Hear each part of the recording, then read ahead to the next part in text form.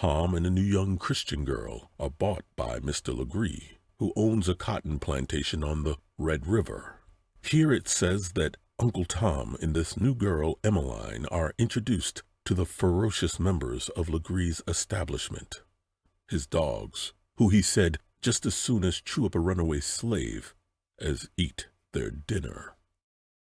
Legree wanted to train me as an overseer and started by wanting me to whip a poor sick female slave by the name of Lucy for not making a quota of cotton. I refused, and I told him it would be too cruel. Legree blew up and said he owned me, body and soul. I suggested I had another master, while I looked up at heaven. My soul ain't yours, master. You can't buy it. It's been bought and paid for by one that's able to keep it. Cassie, Legree's personal slave, came to take care of me and gave me water.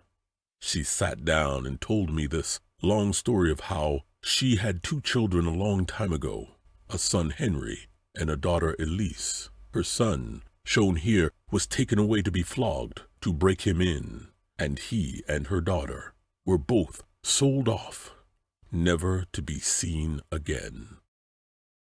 Meanwhile, back to the story of the escaped ones, George and Eliza. They were helped to flee across Lake Erie.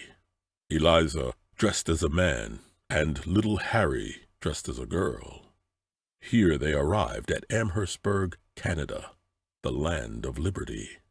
They were guided to the home of a good Christian missionary, owning not an acre of ground, nor a roof over their head, and they had spent their last dollar. After Legree told me to throw away my Bible and my religion and come on to join his church, he left. I then saw this vision, which thrilled me to my innermost heart. His thorns became a ray of glory, and his face bent compassionately toward me and gave me hope that someday I will sit with him on his throne. It looks like Cassie cooked up a plan of escape with Emmeline by scaring the very superstitious Legree into thinking there were ghosts in the garret of his house. They went together into the swamp, snuck back into the house, and had everyone and the dogs looking for them while they were actually hiding in the attic. Here Cassie, with a keen sneering glitter in her eyes, stands looking at Legree, pretending to hear ghosts moaning in the attic. When Cassie and Emmeline disappear, Legree took it out on me, since I should have known something about their disappearance. "Pay away till he gives up," Legree yells at Sambo and Quimbo as the 2 giants slash away at my back. Later they wanted to know where Jesus was that's been standing by me all night. "Lord Jesus," they said, "have mercy on us." George Shelby Jr. finally heard from a letter from Aunt Ophelia, where I was, and found me like this on the floor of the shed. "Oh, Master George," I cried, "you are too late. The Lord's bought me, and is going to take me home." Master George pleaded, "Don't die."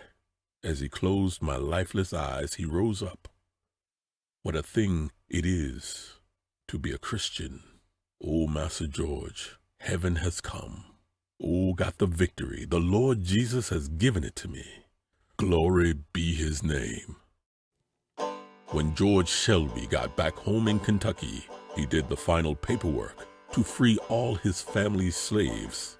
He told all of them of my death, and he resolved on my grave, before God, to never own another slave, and nobody should ever run the risk of being parted from wives and friends. When you rejoice in your freedom, think that you owe it, he said to that good old soul, Tom. Think of your freedom every time you see Uncle Tom's cabin, and put in your mind to follow in his steps and be as honest and faithful and Christian as he was. And if you're wondering about Cassie, George, and Eliza, They found out through a mysterious woman, Madame de Thou, who was George's sister and who was Cassie's daughter. And they all were a family again, including Henry, who eventually found them.